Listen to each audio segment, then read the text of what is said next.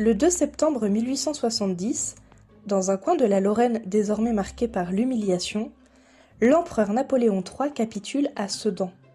Cette défaite retentissante face à la Prusse ne se limite pas à une débâcle militaire.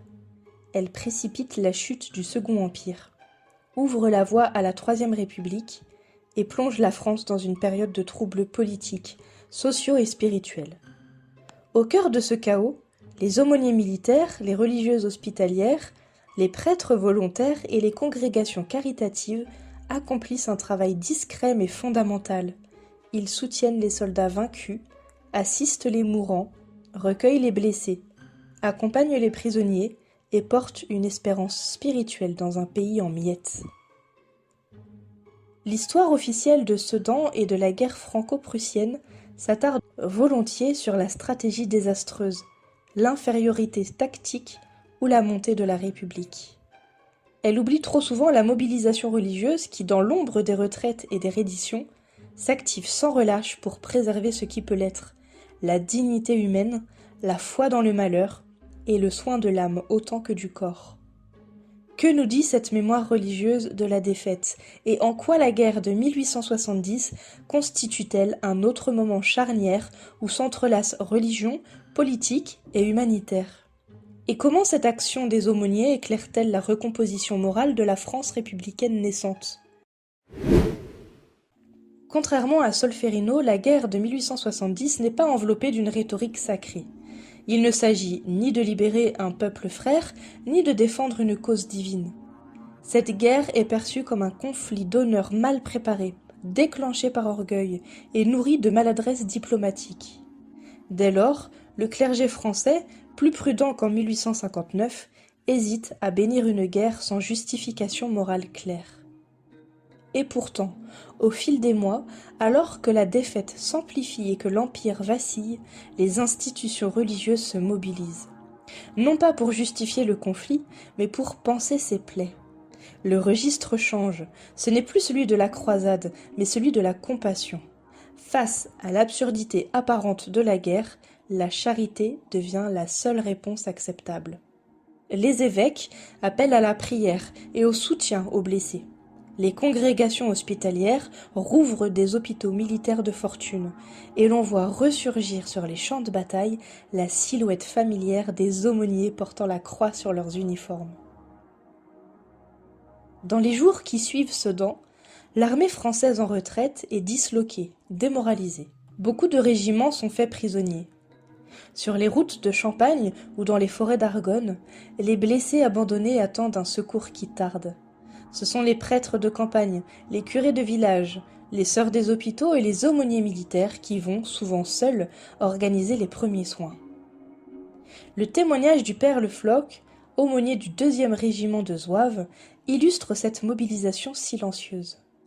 Il n'y avait plus d'État, plus de commandement, plus d'ambulance, seulement des hommes souffrants, couchés sur la boue, que nous avons confessés, soulagés, ensevelis.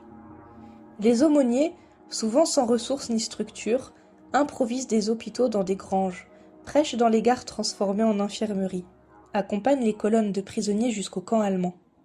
Ils assurent les derniers sacrements, apaisent les agonies, notent les dernières volontés pour les familles. Cette guerre ne glorifie pas la foi, elle la plonge dans la boue, dans le sang, dans le silence des défaites, mais c'est là, précisément, que leur présence prend tout son sens. Après la défaite de Sedan, l'invasion de Paris et la proclamation de la République le 4 septembre 1870, l'Église catholique adopte une position ambiguë. Hostile aux républicains anticléricaux, elle n'en demeure pas moins attachée à la nation meurtrie. Dans les régions occupées comme dans les zones libérées, les prêtres s'érigent en soutiens moraux, éducateurs, soignants, patriotes silencieux. Dans les camps de prisonniers en Prusse, les aumôniers français accompagnent les soldats durant des mois de captivité, souvent au prix de leur propre santé. Ils y célèbrent la messe, organisent des cours pour les jeunes soldats analphabètes, maintiennent une forme de cohésion morale dans un contexte de déshumanisation.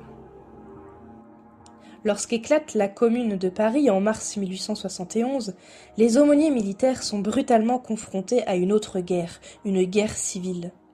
Certains sont arrêtés, d'autres assassinés. L'abbé de Guéry, curé de la Madeleine, fait partie des otages exécutés par les communards. La haine anticléricale se déchaîne et pourtant, dans les quartiers insurgés, certaines religieuses continuent discrètement à soigner les blessés des deux camps. Cet épisode tragique enracine une méfiance durable entre République et Église. Et pourtant, la présence des aumôniers durant la Commune révèle aussi une capacité d'adaptation. Plusieurs prêtres choisis par l'armée républicaine pour accompagner les soldats loyalistes dans la répression sont issus de milieux républicains modérés. L'aumônerie tente de se positionner au-dessus du conflit idéologique, dans une fidélité prioritaire à la souffrance humaine.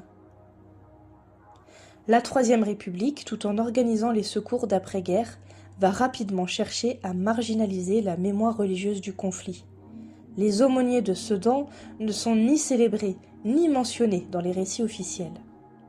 À la différence des infirmiers républicains ou des figures humanitaires laïques comme Clara Barton ou Jean-François Jarrosson, les religieux sont relégués à l'ombre des commémorations. La laïcité militante des années 1880 fait de l'aumônier un symbole du passé monarchique à oublier. Les manuels scolaires républicains occultent leur rôle au profit d'une narration épurée, celle du peuple en armes, de la citoyenneté triomphante, de la patrie ressuscitée par la République seule. Mais l'influence des aumôniers de 1870 ne disparaît pas.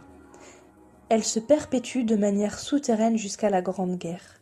Beaucoup d'entre eux, revenus de captivité ou de l'exil, deviennent curés dans les villages, aumôniers de garnison sous surveillance ou fondateurs d'œuvres sociales.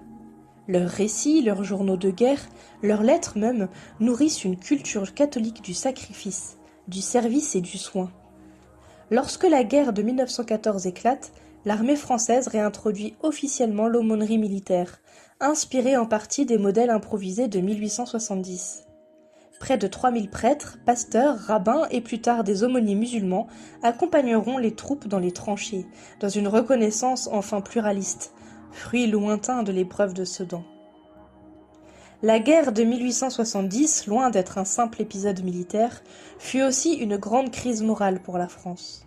Dans cette période de chaos, d'humiliation, de recomposition politique, les aumôniers militaires ont joué un rôle central mais méconnu, gardien de la dignité humaine, relais de la mémoire et médiateur spirituel dans un monde en ruine.